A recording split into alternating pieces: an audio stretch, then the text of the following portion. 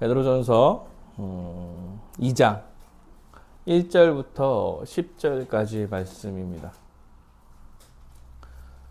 베드로전서 2장 1절부터 10절까지의 말씀입니다. 우리 다 함께 읽도록 하겠습니다. 함께 읽겠습니다. 시작.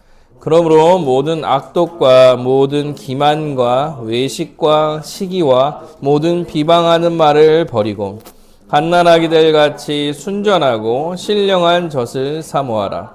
이는 그로 말미암아 너희로 구원에 이르도록 자라게 하려 함이라. 너희가 주의 인자하심을 맛보았으면 그리하라. 사람에게는 버림바 되었으나 하나님께는 택하심을 입은 보배로운 산돌이신 예수께 나아가 너희도 산돌같이 신령한 집으로 세워지고 예수 그리스도로 말미암아 하나님이 기쁘게 받으실 신령한 제사를 드릴 거룩한 제사장이 될지니라. 성경에 기록되었으되 보라 내가 택한 보배로운 모퉁이 돌을 시온에 두노니 그를 믿는 자는 부끄러움을 당하지 아니하리라 하였으니 그러므로 믿는 너희에게 보배이나 믿지 아니하는 자에게는 건축자들이 버린 그 돌이 모퉁이의 머릿돌이 되고 또한 부딪히는 돌과 걸려 넘어지게 하는 바위가 되었다. 그들이 말씀을 순종하지 아니하므로 넘어지나니 이는 그들을 이렇게 정하신 것이라. 그러나 너희는 택하신 족속이요 왕같은 제사장들이요 거룩한 나라요 그의 소유가 된 백성이니 이는 너희를 어두운 데서 불러내어 그의 기이한 빛에 들어가게 하신 이의 아름다운 덕을 선포하게 하려 하심이라. 너희가 전에는 백성이 아니더니 이제는 하나님의 백성이요 전에는 긍휼을 얻지 못하였더니 이제는 긍휼을 얻은 자이라. 아멘. 베드로전서를 좀 하고 있는데요. 제가 베드로전서 설교를 하면서 도전을 좀 하고 있습니다. 도전이라면 뭐냐면 그 설교문을 좀 형식을 좀 바꿔가고 있어서 아마 약간 전이랑 약간 좀 다른 느낌이 있을 수 있어요. 두 번째는 설교 시간이 막 어떻게 될지 모르겠어요. 어느 날 빨리 끝날 것 같고 어느 날 좀 더 길어질 것 같고 막 그래요. 아직 잡고 있는 중이어가지고 그래서 좀 그렇구나라고 생각해 주시면 좋을 것 같습니다. 오늘 2장 1절에 이렇게 시작합니다. 그러므로라는 얘기는 앞에 말한 내용이 원인이나 조건이 되어서 나타난 결과를 좀 보여주죠. 그래서 그러므로라고 시작했을 땐 앞에를 좀 살펴봐야 합니다. 그래서 1장 22절에 보면 이렇게 나옵니다. 너희가 진리에 순종함으로 너희 영혼을 깨끗하게 하여 거짓이 없이 형제를 사랑하기에 이르렀으니 마음으로 뜨겁게 서로 사랑하라. 예. 그러므로라고 얘기할 때 그 앞에 있는 원인이 뭐냐면 너희가 진리에 순종함으로 주의 말씀을 들음으로 뭘 해야 되냐면 거짓 없이 너희 영혼이 깨끗하게 하여도 거짓 없이 형제를 사랑해라. 그럴 때 뜨겁게 사랑해라 이렇게 얘기합니다. 말씀에 순종함으로 거짓 없이 형제를 뜨겁게 사랑해라 이렇게 말하죠. 그리고 얘기합니다. 너희가 거듭난 것은 썩어지 씨로 된 것이 아니요 썩지 아니할 씨로 된 것이니 살아있고 항상 있는 하나님의 말씀으로 되었느니라. 그러므로 모든 육체는 풀과 같고 모든 영광은 풀의 꽃과 같으니 풀은 마르고 꽃은 떨어지되 오직 주의 말씀은 세세토록 있도다 하였으니 너희에게 전한 복음이 곧 이 말씀이라 이렇게 얘기해요. 그러니까 진리에 순종하며 거짓 없이 형제를 뜨겁게 사랑해야 되는데 그 진리는 영원하고 그 진리는 살아 숨쉰다는 얘기를 지금 바로 앞에서 이야기하고 있어요. 그러니까 결국 영원하고 살아 숨쉬는 주의 말씀에 순종해서 형제를 뜨겁게 사랑해야 된다. 진실되게 형제를 뜨겁게 사랑해야 된다. 이렇게 얘기하고 그러므로 이렇게 얘기하는 거예요. 그러므로 뭐였냐면 모든 악독과 모든 기만과 외식과 시기와 모든 비방하는 말을 버리고 갓난아기들과 같이 순전하고 신령한 젖을 사모해라. 이렇게 말하고 있는 거죠. 그러니까 진리에 순종해서 영원한 진리의 말씀에 순종해서 형제를 사랑하는데 어떻게 해야 되냐면 모든 악독과 모든 기만과 외식과 시기와 모든 비방하는 말을 먼저 버려야 된다라고 이야기합니다. 그러면 악독은요, 악하고 원한 사고, 해악을 끼치고 막 이런 것을 말해요. 그러니까 다른 사람한테 해를 끼치고자 하는 마음으로 어떠한 행동을 하는 것. 막 살짝 좋은 행동이라고 하더라도 이면에 앙심을 품고 있어서 행동하는 것을 하지 말라고 하는 것입니다. 그러니까 남에게 피해를 주려는 마음을 가지고 대하거나 형제를 괴롭히고 이렇게 하지 말라고 이야기하는 거죠. 여러분 이거 그 교회론 사과에 이거와 비슷해요. 분을 품어도 죄를 짓지 말아라. 이거와 같은 얘기입니다. 약간 분이 날 수 있겠지. 어느 순간에 분이 날 수 있겠지만 그것을 품고 있다가 복수해야지. 이런 생각을 갖지 말고 그것을 품고 외적으로 그것을 표출하는 죄를 짓지 말라 이렇게 이야기하는 거야. 그러니까 관계에서 그렇게 하지 말아라. 형제를 뜨겁게 사랑하는 것은 그렇게 하는 게 아니다라고 지금 설명하고 있는 거죠. 또 기만하지 말아라 이렇게 합니다. 기만하지 말아라. 기만하지 마는 거는 교하라고. 그러니까 의도적으로 속여서 거짓말을 하면서 호도하는 행위예요. 그러니까 의도적으로 속여가지고 자신이 유익을 좀 취하려는 거죠. 의도적으로 속여서 자신의 유익을 취하게 하는 건 물질적인 것도 포함되고 또한 감정적인 것도 포함되고 심리적이고 여러 가지가 다 포함되겠죠. 그러니까 이 사람을 좀 속여서 내가 좀 유익을 얻고자 하는 모든 것을 관계적으로 하지 말아라 이렇게 이야기하는 거예요. 그래서 여러분 그 교회 안에서는 보험 팔거나 이런 거 하지 말라고 얘기하는 이런 목적으로 들어오거나 여러분 그래도 누가 보험하고 있으면 그쪽에다 해줘야 돼요. 아니 내가 원래 들 거라면 근데 목적을 갖고 이걸 팔려고 들어오거나 장사를 하면 안 되지. 그 사람 자체는 관계를 그렇게 맺지 말라고 이야기하는 거예요. 물질적인 게 아니어도 마찬가지입니다. 내가 이 사람을 속여서 내가 좀 마음이 편해지려고 한다던가 평안을 찾으려고 하는 것. 사실 거짓된 관계를 맺지 말라고 이야기하는 것과 마찬가지의 이야기들입니다. 그러니까 기만하지 말아라. 그거는 형제를 사랑하는 게 아니야. 이렇게 말하고 있죠. 외식하지 말라고 얘기합니다. 외식은 겉만 보기 좋고 좋게 꾸미는 것. 말과 행동이 겉과 속이 좀 다른 것을 우리는 외식이라고 이야기합니다. 근데 우리나라에서 외식은 저는 약간 이 단어랑 제일 비슷한 건데 체면치레. 체면치레 같은 거 외식에 되게 가까워요. 자기가 없는데 마치 있는 것처럼 보여주려고. 가진 것이 없는데 가진 것처럼 보이려고. 그리고 사도행전 5장에 아나니아와 삽비라를 혹시 기억하십니까? 땅을 팔아서 다 주지 않아도 됨에도 불구하고 땅을 팔아서 나는 다 주는 사람이야 라고 여겨지기 위하여 반만 주고 다 줬다고 얘기하는 이런 게 거짓된 것과 함께 체면치레가 같이 들어가 있는 거죠. 나 좀 괜찮은 사람인데 이런 것을 보여주려고 하는 거. 부족할 수도 있고 이럴 수도 있는데 그냥 그걸 서로 받고 살아가는 이제 형제를 살아가는 건데 형제를 대할 때 그렇게 대하려고 하는 것들. 또한 시기, 질투. 다른 사람이 소유하고 있는 것을 이제 갖고 싶어하는 욕망. 신자들 간의 건강치 못한 비교. 저 사람은 뭘 잘하는데 나는 못하는구나. 교회 안에서는 은사로 막 비교하는 경우가 많아요. 저 사람은 약간 좀 찬양을 잘해서 앞에 나가고 참 보기 좋다. 나는 뭐 저 안 보이는데 청소를 하고 있는 사람.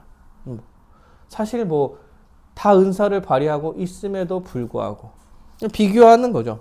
그리고 불만족하고 건강하지 못한, 너무 부러워해서 그것이 이제 스트레스로 작용하거나 너무 부러워서 나를 깎아내리거나, 그러면 그 사람들이랑 관계가 좋아질 수가 없는 거예요. 형제를 뜨겁게 사랑할 수 없죠. 비방하는 말, 험담이라던가 거짓말을 해서 사람의 명예를 깎아내리려고 하는 것, 명성을 손상시키고 망가뜨리려고 하는 거, 뒤에 가서 뒷얘기하는 거, 뒷얘기할 때 거짓말로 어떤 사람의 명예를 실추시키는 거. 거짓말은 아니지만 막 걱정하는 척 실추시키는 거. 이런 경우도 많죠. 걔는 왜 그랬대? 걱정스럽네. 그럼 그래도 안 되는데. 좀 습관이 좀 안 좋아. 그냥 쉽게 얘기하는 거죠.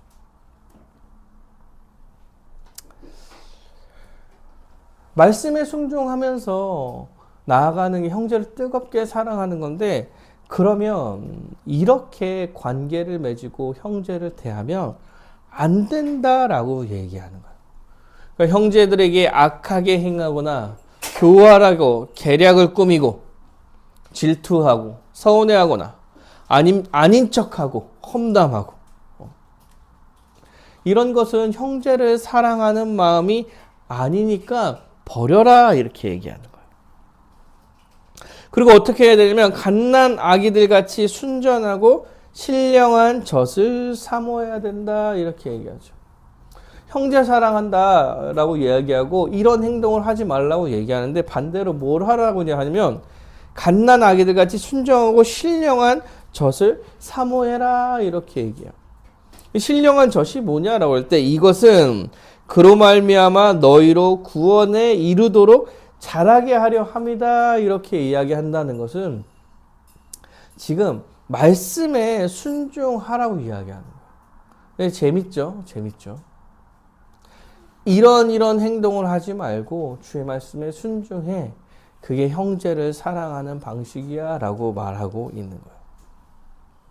근데 어떻게 하냐면 갓난 아기들 같이 순수하게 신령한 젖을 사모해라, 이렇게 얘기해요. 여러분, 갓난 아기들은요 아주 순수하게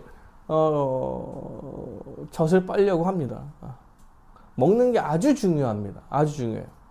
4시간에 한 번 정도 먹고, 안 주면 울고, 주면 먹고, 웃고, 자고. 이게 목적.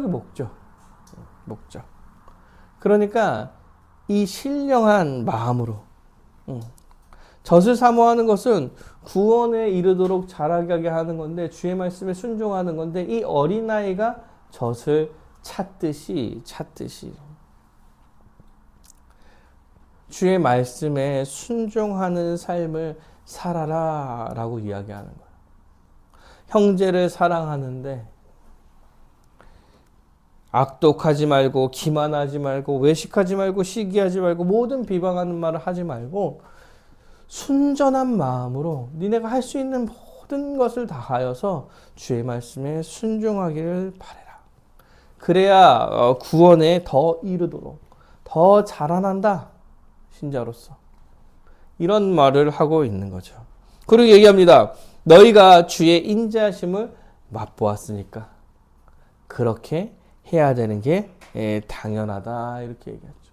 주의 인자하심을 맛본 자들로서 주의 말씀에 아주 순전히 순종하고 이러한 악독이나 기만이나 이러한 모습을 하지 않음으로써 삶을 살아가고 형제를 사랑해라 이렇게 말하고 있는 것입니다. 우리는 먼저 주의 인자하심을 맛보았습니다. 어떤 게 주의 인자하심인가요? 여러분한테 어떤 게 주의 인자하심인가요? 우리가 죄를 지은 그 순간부터, 아담이 죄를 지은 그 순간부터 여호와 하나님께서는 우리를 구원할 계획을 시작하시죠.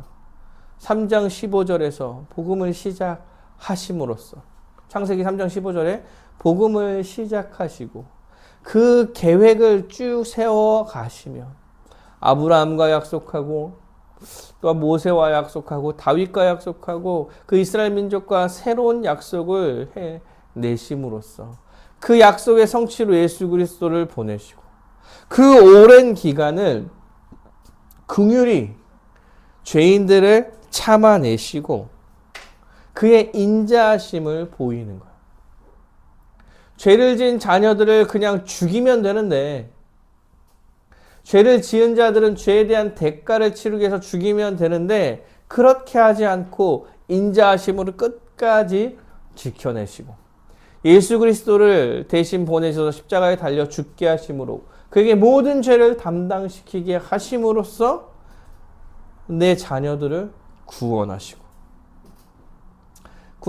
하나님 나라의 백성으로 회복하시고 다시 오실 때의 완전함을 허락할 것을 또한 약속하시며 우리를 이끌어가고 계십니다. 그게 주의 인자하심이죠. 주의 인자하심. 우리는 그의 주의 인자하심을 이미 맛본 자예요. 죄악 가운데 물들어서 나 같은 사람, 정말 죄에서 벗어날 수 없는 나 같은 사람을 구원하시는 그런 인자하심. 오래 참으시며 우리 같은 자들을 오래 참으시며 우리를 이끌어 가시는 그의 인자하심을 우리는 먼저 맛본 자로서 형제를 그렇게 대할 수 없는 거예요. 인자하심을 맛본 자로서 먼저 주의 말씀에 순종하면서 살아갈 수밖에 없는 거예요. 사랑하는 여러분, 베드로가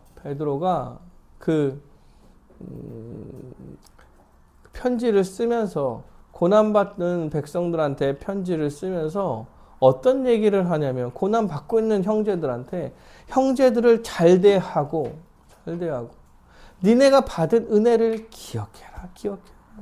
이렇게 말하고 있는 거예요.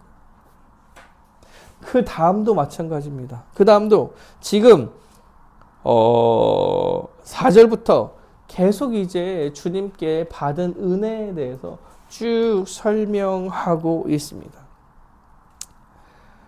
사람에게는 버림받았으나 하나님께는 택하심을 입은 보배로운 산돌이신 예수께 나아가 너희도 산돌같이 신령한 집으로 세워지고 예수 그리스도로 말미암아 하나님이 기쁘게 받으실 신령한 제사를 드릴 거룩한 제사장이 될지어다. 성경에 기록되었을 때 보라 내가 택한 보배로운 모퉁이 돌을 시온에 두노니 그를 믿는 자는 부끄러움을 당하지 아니하리라 하였으니 이렇게 얘기합니다. 사람들에겐 버림받았지만 하나님께 택하심을 입은 보배로운 산돌이신 예수님은요 사람들한테는 버림바가 되었습니다. 예수님께서 예루살렘에 입성하시고 자신이 어떤 일을 하실지 그 십자가의 길을 걸어갈 때 모든 사람들한테 버림을 받아서 십자가에 달리신 거예요. 그 도둑놈을 구하냐, 도둑 살인자를 구하냐, 예수를 구하냐라고 시민들한테 물을 때 도둑, 그 살인자를 구하라고 이야기하잖아요. 그래도 예수를 믿는다고 생각하는 그 주위의 그 사람들이요 아무도 나서지 못하고 심지어 베드로는 3번이나 부인을 하고 제자들과 모든 사람한테 버림받아서 십자가에 달려 죽으신 거예요. 나무에 달려 저주를 받으신 거죠. 사람들한테는 버림받으신 그 예수님께서 하나님한테는 택하심을 입은 거죠. 하나님께서 그 일을 위해서 보내셨고, 사람들은 이제 자신들만의 힘으로 그를 죽였다, 배신했다 생각했지만, 하나님께서는 그 죽음을 의로 만들어 내신 거예요. 그래서 보배로운 산돌이 되었다 이렇게 얘기합니다. 예수님께서 십자가에 달려 죽으신 것을 보배로운 산돌이라고 표현하는 거예요. 왜 산돌이라고 그냥 비교했냐면 그 뒤에 보배로운 모퉁이 돌이 되기 때문에 이렇게 얘기합니다.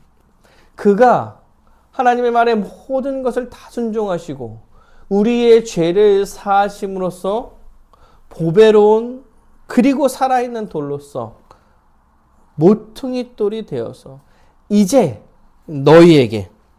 너희로 산돌과 같이 신령한 집으로 세워지게 하겠다라고 이야기하는 거예요. 너네는 예수를 버렸지만 하나님께서는 예수를 선택하셨고 그를 산돌로 보배로운 산돌로 세우시고 그를 모퉁이돌로 세우셔서 너희도 그와 같이 산돌과 같이 그 산돌과 연합하여서 신령한 집으로 세우겠다라고 이야기하는 거예요. 에베소 2장 20절부터 22절에 이런 말씀이 있죠. 너희는 사도들과 선지자들의 터 위에 세우심을 입은 자라. 그리스도 예수께서 친히 모퉁이돌이 되셨으니 그 안에서 건물마다 서로 연결하여 주 안에서 성전이 되어가고 너희도 성령 안에서 하나님의 거하실 처소가 되기 위하여 그리스도 안에서 함께 지어져 가느니라. 예, 너희도 예수를 믿어 예수와 연합하여 산돌, 예수가 산돌이죠. 산돌과 같이 되어 신령한 집으로 세워진다라고 이야기하는 거예요. 교회로 세워진다라고 지금 설명하고 있는 거예요. 너네들 버렸지만 예수님께서 모퉁이돌이 되어서 믿는 너희들을 교회로 세워 가실 거야. 그 안에서 예수 안에서 함께 교회로 세워 가실 거야. 너네가 그런 은혜를 받았지 않으냐라고 말하고 있는 거예요. 그리고 얘기합니다. 예수 그리스도로 말미암아 하나님께서 기쁘게 받으실 신령한 제사를 드릴 거룩한 제사장이 될 거다. 또 이렇게 얘기해요. 예수 그리스도로 말미암아 이제 예수님께서 십자가에 달려 죽으심으로써 그 죄와 사망의 권세를 다 이겨내시고 이제 지금까지 해왔던 제사장들이 해왔던 그 제사가 다 끝나고 단번의 제사로 끝나고 이제 예수와 함께 있는 너희들이 제사장으로서 예수 앞에서 예배할 수 있는 자가 되었다라고 지금 선언하고 있는 거예요. 제사장은요, 이스라엘을 대표해서 이스라엘 전체의 죄를 위해서 제사를 지냈던 사람이에요. 그래서 아무나 제사장이 되지 못하고 아무나 제사장의 역할을 할 수가 없었는데 아무나 하나님 앞에 설 수 없었던 자였는데 예수님께서 이 십자가의 은혜로 너희들 모두가 이제 제사장으로 하나님 앞에 설 수 있는 존재가 되었다라고 말하는 거예요. 그리스도로 말미암아 그가 모든 죄에 대한 문제를 해결하셔서 그 장막을 찢어 하나님 앞에 설 수 있는 존재가 되게 하셨다. 그럼으로써 너희들 이제 복을 받았다. 어떤 복을 받았냐면 하나님 앞에 서서 예배할 수 있지 않으냐. 하나님을 경배하고 하나님 앞에 서서 하나님을 찬양하며 예배할 수 있는 자가 되었다. 너네들 그런 은혜를 받은 거야. 예수 그리스도로 인하여 그가 모퉁이돌 되어서 너네들이 교회로 성전으로 세워짐을 받는 거고 또한 하나님 앞에 서서 예배할 수 있는 자가 되었다라고 지금 선언하고 있는 것입니다. 이게 성경에 기록된 내용이야. 이게 기록된 게 성취된 거야 라고 6절에서는 말하고 있는 거예요. 그리고 또 얘기합니다. 그러므로 예수께서 보배로운 산돌이 되셨으므로 모든 것이 이루어졌으니.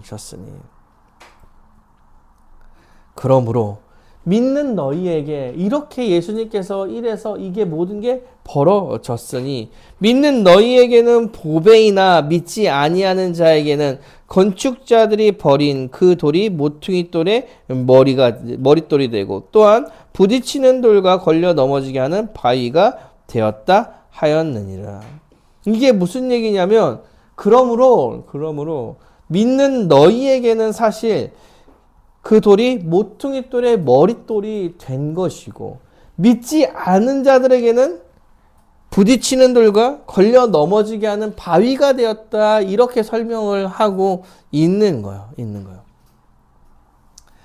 그래, 믿는 너희들한테는 산돌이 모퉁이 돌이 되어 신령한 제부로 세우심을 받는 것이 되었고 믿지 않는 자들에게는 그 예수가 부딪히는 돌이고 걸려 넘어지게 하는 바위가 되는 거예요.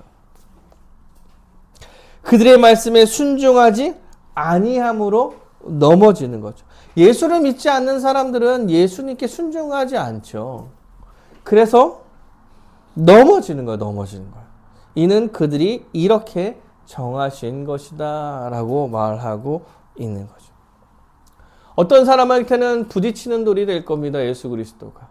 그리고 어떤 사람들한테는 모퉁이 돌이 된다라고 이야기하는 거죠.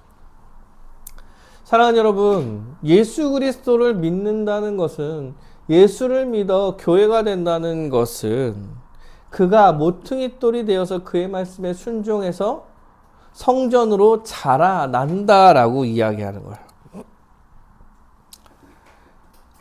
그런데 예수를 믿지 않는 사람들은 예수가 걸림돌이 돼요. 왜요?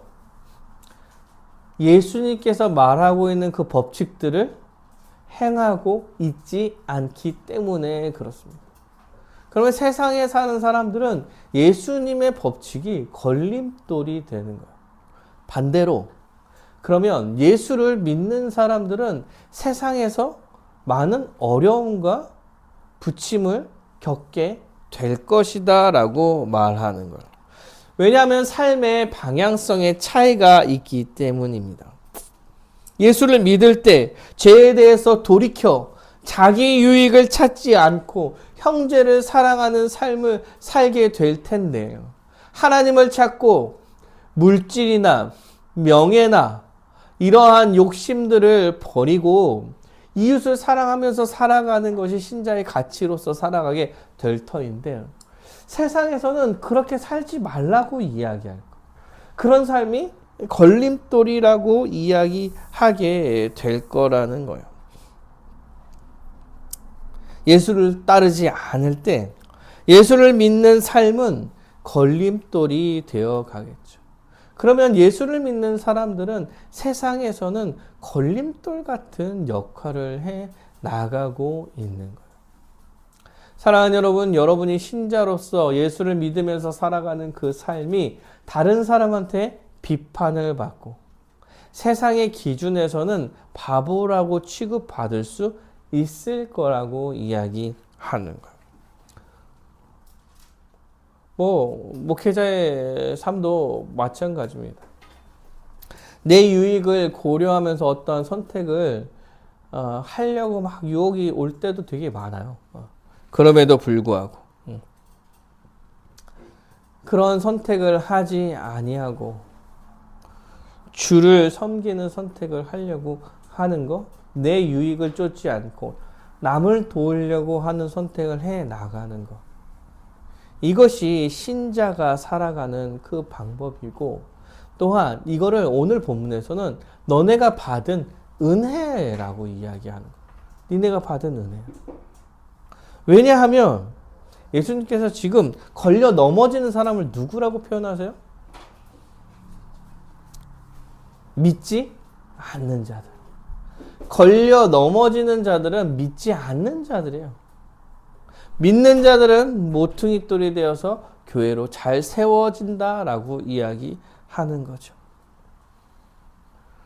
우리에게 복을 허락하신 것이죠.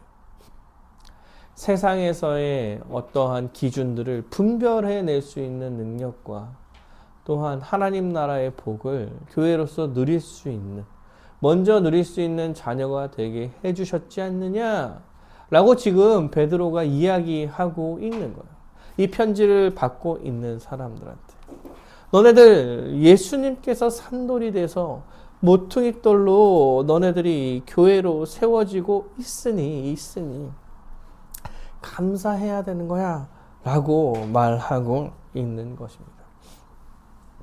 그리고 얘기합니다. 그러나, 여기서 그러나는 약간 좀 뜬금없는 접속사 같은 느낌이 있는데, 이게 어떤 얘기냐면 믿지 않는 자들한테 걸림돌이 되겠지만 그러나 너희는 믿는 자들이잖아 라는 얘기를 포함하고 있는 거야. 그러나 너희는 믿는 자들이잖아. 그러나 너희는 택하신 족속이요, 왕같은 제사장이요, 거룩한 나라요, 그의 소유가 된 백성이니 이는 너희를 어두운 데서 불러내어 그의 기이한 빛이 들어가게 하신 이의 이름 아름다운 덕을 선포하게 하려 하심이라. 이렇게 얘기해요. 그런데 너희는 믿는 자잖아. 모퉁이돌 되어서 성전으로 세워져 가는 자잖아. 그에 대한 표현을, 너네가 받은 복에 대한 얘기를 또 해주는 거야. 너희는 택하신 족속이다. 이렇게 얘기해. 너희는 세상으로부터 구별되어서 하나님이 선택한 하나님의 자녀들이다. 세상으로부터 구별된 하나님의 자녀들, 하나님을 아버지라고 부를 수 있는 하나님의 아들들이 된 거야. 그 민족이 된 거야 라고 말하고 있는 거예요. 하나님의 자녀로서 하나님을 아버지라고 부를 수 있고, 창조주인 하나님께 아버지라고 부르며 그의 인생을 다 맡길 수 있는 자녀가 된 거예요. 하나님께서 허락하신 평안과 안식을 가지고 살 수 있는 자가 되었고, 그런 아버지가 너희를 부르셔서 너희를 끝까지 인도하시겠다라고 이야기하는 거예요. 여러분, 하나님이 부르지 않았다면, 여러분 구별된 백성으로 부르지 않았다면 여러분 어떤 삶을 살 것 같으세요? 이런 상상 해봤습니까? 내가 예수를 믿지 않았다면. 제가 그래도 부모님께 우리 부모님이 목회자인 게 감사하다고 생각하는 게 그것 때문에 내가 교회를 다녔구나라는 거. 그것 때문에 교회를 다녔고. 정말 부모님이 목사님이 아니고 그냥 장로님만 됐어도 저는 세상에서 너무 잘 살았겠다. 이런 생각을 아직도 해요. 아직도. 내 옆에 있는 분들 그런 얘기 하더라고요. 조기축구 하면서 아주 재밌게 살았을 것 같다고. 이리 빌고 저리 빌고 자기의 안위를 생각하면서, 나만 생각하면서, 아니면 좀 넓게 우리 가족만 생각하면서 아주 열심을 다해서 살았을 거예요. 기댈 곳이 없으니까 나만 믿고, 내가 너무 볼품 없는데도 그래도 나를 믿고 어떻게든 그 짧은 인생 썩어 없어질 것들을 향해 달려갔었을 텐데, 부르심을 받아서 교회로 부르심을 받아 하나님을 아버지라고 부를 수 있는 자녀가 되었다는 것에, 그래서 인생을 주님께 맡길 수 있다는 그런 감사한 복된 자녀가 되었다는 것. 왕같은 제사장들이다. 이렇게 해요. 제사장들 아까도 얘기했지만 하나님 앞에 신령한 예배를 드릴 수 있는 자가 되어야 하는 거예요. 그 전에는 예배를 드릴 수 없는 자였습니다. 하나님 앞에 설 수 없는 자예요. 제사장들이 제사를 지내서 피비린내 나는 냄새를 가지고 하나님 앞에 나가는 거예요. 그것도 제사장이. 그 백성들은 그 앞에 나갈 수도 없는 존재죠. 그것도 이스라엘 백성이 되는 거예요. 동아시아의 작은 나라에 우리 같은 사람은 하나님을 알지도 못했을 수도 있다는. 그가 예수 그리스도께서 그 모든 일을 다 성취해 내시고 왕 같은 제사장이라고 불러서 이제 하나님 앞에 기쁨으로 예배할 수 있는 자가 된 거예요. 하나님을 높이고 찬양하고 기도하고 주의 말씀을 듣고 그 말씀에 순종하며 살아갈 수 있는 자가 되었다. 예배할 수 있다는 게 얼마나 큰 은혜인지 여러분 기억을 해 나가셔야 돼요. 예배할 수조차 없는 자였다는 거. 거룩한 나라다 이렇게 얘기합니다. 거룩한 나라. 하나님께서 거룩하니 너희도 거룩해라. 그 거룩한 나라의 백성이 된 거예요. 그 전까지는 어떻게 됐냐면 매일 죄 가운데 허덕이고 죄로 인해서 관계가 깨어지고 이 죄로부터 벗어날 수 없는 매일 죄를 지어 죄만 가득하고 이 죄로 인해 사망에 이르게 될 것이 영원한 죽음에 이르게 될 것이라는 그 영원한 죽음으로 달려가야 되는 자들, 자기 스스로는 어떻게 해갈 수 없는 자녀들이 거룩한 나라를 얻게 된 거예요. 그러므로 인해 이제 우리는 죄와 힘써 싸워나갈 수 있는 능력이 있고 하나님께서 거룩하니 우리한테 거룩하라라고 이야기해서 우리는 죄와 힘써 싸워나갈 수 있는 능력도 있고 또한 죄를 지어도 주님 앞에 나와 용서받고 회개할 수 있는 자격도 주어진 거예요. 그리고 혼자 싸우면 힘드니까 교회가 함께 그 죄와 싸워낼 수 있게 한 몸으로서 교회로 부르시는 거예요. 교회는 거룩함을 추구해야겠죠.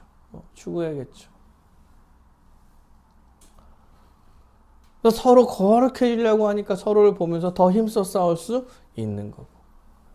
교회 전체가 불의하게 나아가지 않기 위해 힘써가는 거.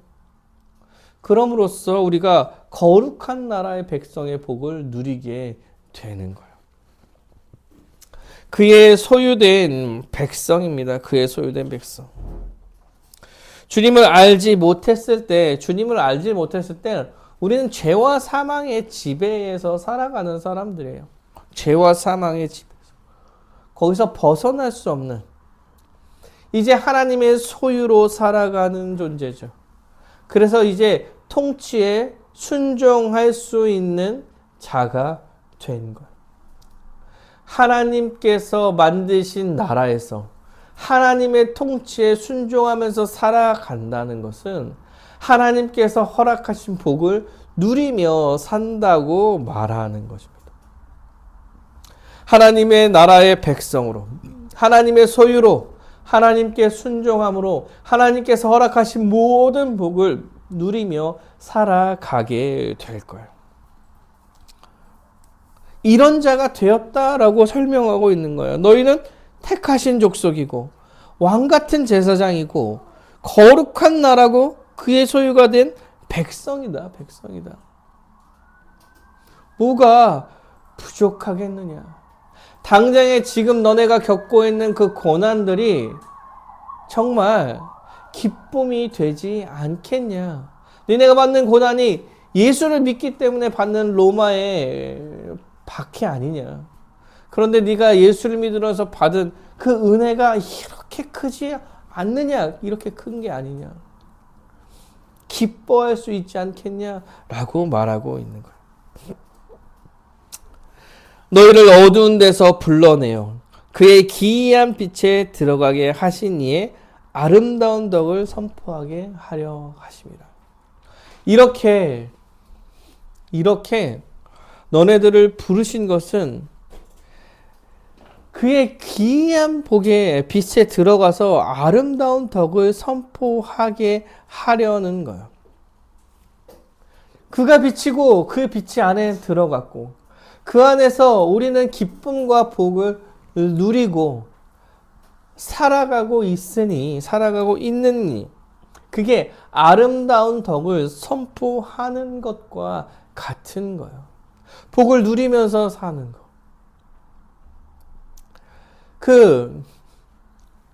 로마의 박해를 받으면서 이렇게 교회로서 함께 더 기쁨으로 택하신 족속이요 왕 같은 제사장으로 그리고 거룩한 나라요 그의 소유된 백성으로서의 복을 누리면서 살아가는 그 모습 자체가 거기서 빛으로서의 역할을 해나가며 아름다운 덕을 선포하게 될 거라는 거.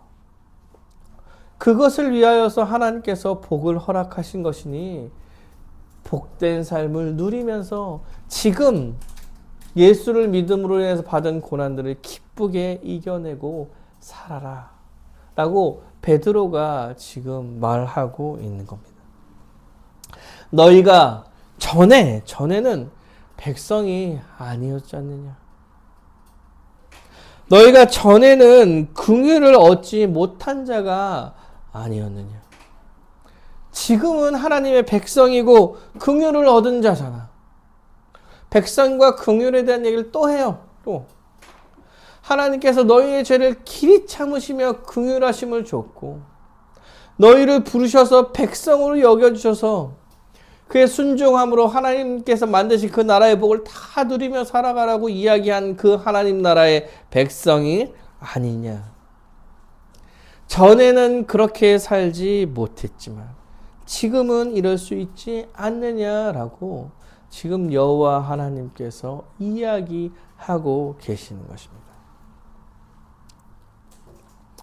사랑하는 여러분, 오늘 본문은 형제를 어떻게 사랑하는지에 대한 방식을 설명을 한 이후에 시종일관 니네가 예수 그리스도로 인해 받은 복에 대해서 설명하고 있습니다.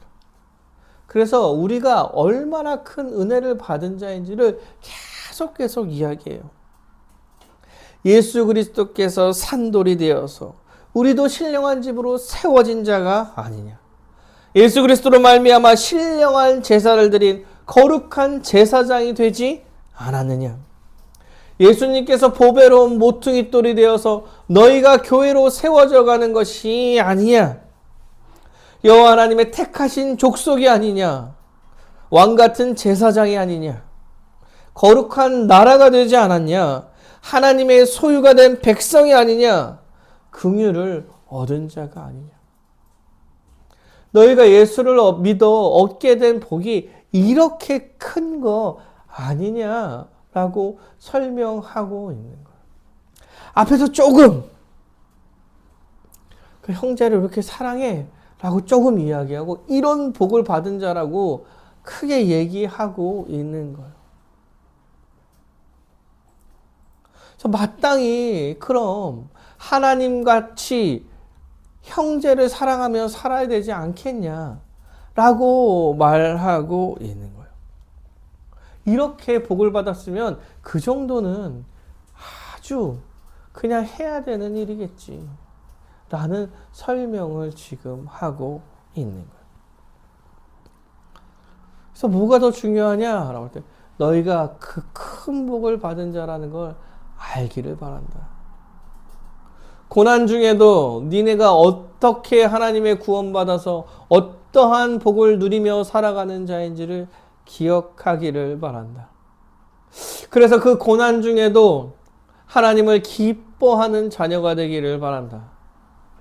그래서 그 고난 중에도 그 복의 기뻐함으로 하나님의 말씀에 순종하여서 형제를 사랑하는 삶을 살아가기를 원한다라고 이야기하고 있습니다. 사랑하는 여러분, 우리는요, 우리가 받은 은혜에 대해서 매일 생각하며 살아가야 할 것입니다. 우리가 하나님을 찾고 하나님을 생각하고 주를 기억하고 신자로 성도로 왕같은 제사장으로 거룩한 백성으로 살아가는 시간이 얼마나 많습니까, 여러분한테? 많아서 그것을 기억해서 그 복이 풍성해서 하루하루를 살아가고 계십니까? 우리가 매일매일의 삶을 죄를 지으면서 지옥으로 달려가는 삶을 살았다니까요. 그런데 지금은요, 그 죄에 대해서 다시는 죄의 책임을 묻지 않고 오늘도 하루를 거룩하게 살아갈 수 있는 능력을 받은 자로서 사는, 예수를 믿어 성령이 함께 하셔서 성령의 힘으로 하루를 살 수 있게 살아가는 사람들이에요. 세상에서 살 때에 어떠한 세상과 다른 법칙들이 막 들어온다고 하더라도 웃으며 넘기고 기쁨으로 하나님께 복을 받은 자라는 생각을 하면서 살아갈 수 있는 자라는 거예요. 머리 대신 예수 그리스도께 순종함으로써 자신의 유익을 구하지 않고 이웃을 사랑하고 형제를 대하는 모습을 보이면서 기뻐할 수 있는 자라는 거예요. 그리고 하나님 앞에 나와 예배하고 매일에 기도하고 말씀을 보면서 하나님으로 살아갈 수 있는 자녀로 부름을 받은 거예요. 은혜를 받은 자라는 거예요. 잠깐의 어려움이 있을 수 있겠지만 하나님께서 통치하시고 하나님께서 이길 수 있는 고난만 허락하시겠다고 약속하셔서 능히 이길 수 있는 것을 가지고 능히 이길 수 있는 힘을 가지고 하나님의 도우심을 받아 하루하루를 살아가는 자녀들이에요. 힘들고 어려울 때 하나님을 아버지라고 부르며 하나님께 기대고 아들로서의 유업을 얻으며 살아갈 수 있는 자가 된 것입니다. 우리가 받은 복이요, 너무 큰 거야. 너무 큰. 이것이 진짜 우리의 삶에 계속 나타나가는 거예요. 여러 가지 막 예수를 믿음으로써의 비난의 소리가 들릴 때, 예수를 믿음으로써 삶을 살아가서 여러 가지 어려움이 있을 때, 나 예수를 믿어서 이렇게 살 수 있는 자가 되었구나.